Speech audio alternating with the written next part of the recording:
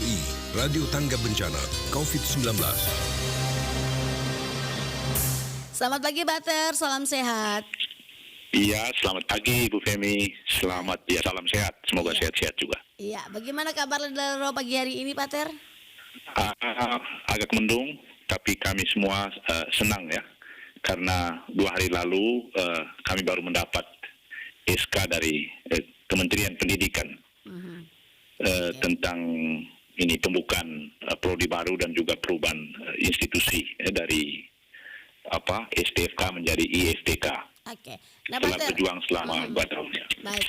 Nah, mungkin bisa disampaikan informasi kepada masyarakat, kepada pendengar RRI. Apa alasannya perubahan nama nih STFK menjadi IFTK? Padahal ini punya nama yang cukup terkenal dan sangat familiar dengan masyarakat selama ini nih, Pater. Ya, latar belakang yang paling penting, jadi STFK selama ini hanya bisa menyelenggarakan program studi keagamaan dan filsafat. Ya, sementara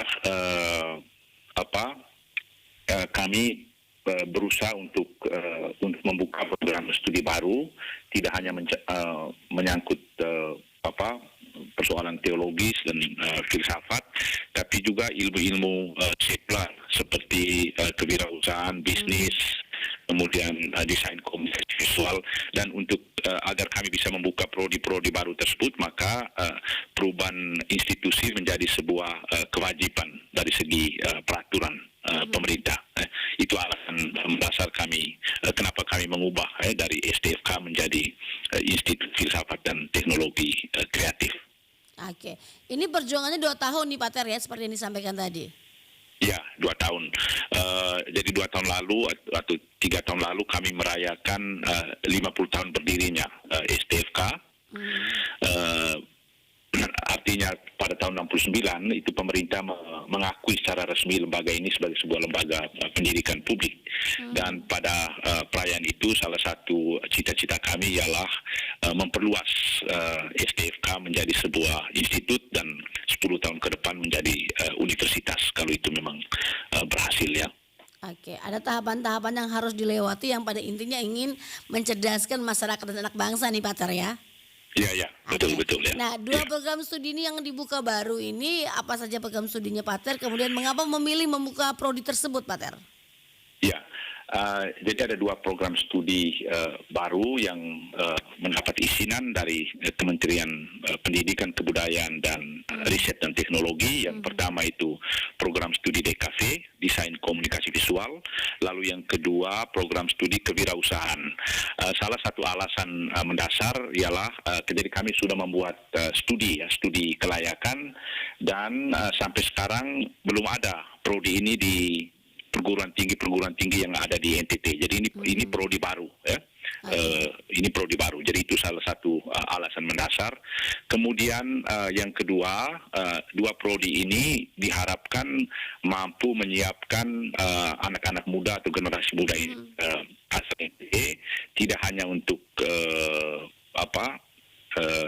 bisa mencari pekerjaan dengan mudah, tapi juga memampukan mereka untuk menciptakan lapangan pekerjaan. Jadi memampukan mereka untuk berwirausaha. Ya. Oke, menyiapkan tenaga profesional yang terjun di lapangan nih Pater ya? Iya. Nah, ini seperti apa dengan tenaga pendidiknya nih, dosen-dosennya nih Pater? Iya, jadi dosen yang paling sulit kami dapat itu dosen DKV. Tapi sekarang kita sudah memiliki 2 dosen yang S2, kemudian sejumlah calon dosen sedang kami kirim untuk studi di Bandung.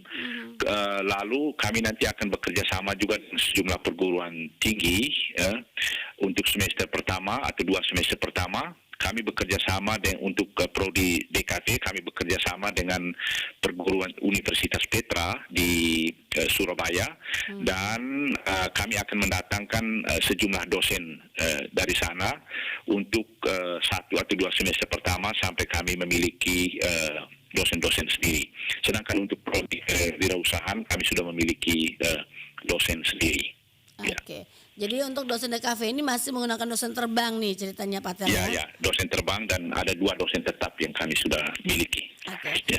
Dan untuk dua program studi ini akan mulai dibuka di tahun pelajaran baru, tahun ajaran baru di 2022-2023 ataukah seperti apa nih? Karena ini sudah mulai resmi di ini ya Pak Ter ya, sudah ada suratnya nih, sudah ada surat keputusannya. Halo Pak Ter? Oke, kami coba kembali menghubungi Pak Ter Dr. Otto ya, yang merupakan direktur dari STFK Ledelero yang sekarang sudah berganti nama menjadi IFTK Ledelero. Dan semoga saja pendengar ya, kita bisa kembali terhubung. Halo Pak Ter. Iya, sempat terputus tadi nih ya. Oke, nah ini Pak Ter untuk pembukaan tahun ajaran baru ya, penerimaan mahasiswa baru di tahun ini, berarti ini sudah langsung bisa mendaftar dengan dua program studi ini Pak Ter ya?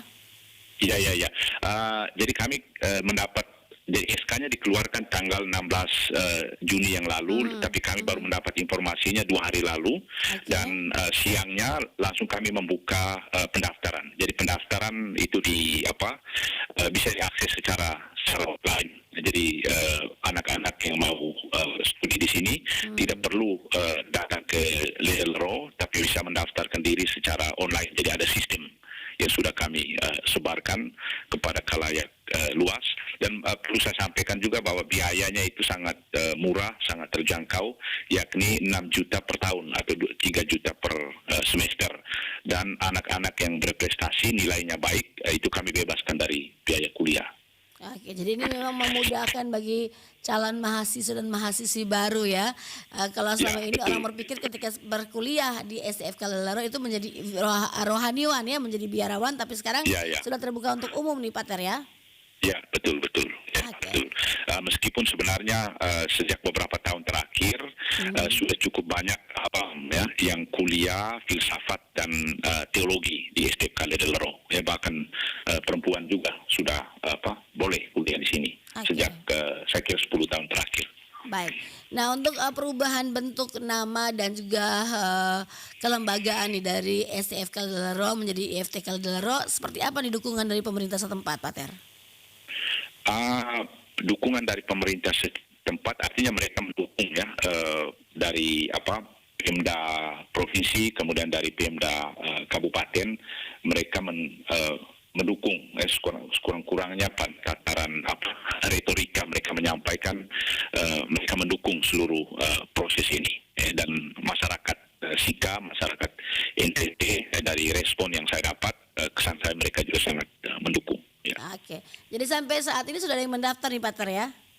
Ya, sampai kemarin itu sudah ada 7 orang ya yang mendaftarkan diri. Ya, jadi hari kedua kan kemarin sudah ada 7 orang, dan saya harap dalam hari-hari ini akan lebih banyak lagi yang mendaftarkan diri. Dan bahkan satu dari Jakarta, rupanya orang Flores yang tinggal di Jakarta, dan dia mendaftarkan diri untuk kuliah di program studi DKV di IFTK. Baik, yang terakhir Pak Ter, apa target dan juga harapannya? Target dan harapan kami ialah semoga semakin banyak ya generasi muda NTT yang belajar di kedua program studi ini, agar mereka bisa disiapkan sebelum masuk ke bursa pasar kerja, entah pada level nasional atau level nasional. Persoalan kita di NTT selama ini ialah kita sering mengirim tenaga kerja keluar tapi tidak dipersiapkan secara baik, dan salah satu akibatnya ialah mereka sering menjadi korban human trafficking dan korban kekerasan ya, di tempat-tempat di mana mereka bekerja. Saya kira salah satu sebabnya ialah karena tenaga kerja kita atau anak-anak muda kita yang dikirim keluar itu tidak dipersiapkan secara profesional, dan IFTK Ledelero lewat kedua program studi ini mau berkontribusi ya untuk mempersiapkan sumber daya manusia NTT yang lebih handal dan lebih profesional dan bisa bersaing di bursa pasar kerja. Itu harapan kami, dan juga dukungan dari masyarakat luas sangat kami harapkan. Oke, terima kasih Pak Ter untuk informasinya pagi hari ini ya. Sukses selalu nih dengan IFTK Ledelero nih ya. Ini perjuangan 2 tahun akhirnya berbuah manis nih. Akhirnya berubah bentuk STFK Ledelero menjadi IFTK Ledelero. Selamat pagi Pak Ter, salam kompak, salam sehat. Ya, terima kasih Ibu Femi. Selamat pagi. RRI Radio Tangga Bencana COVID-19.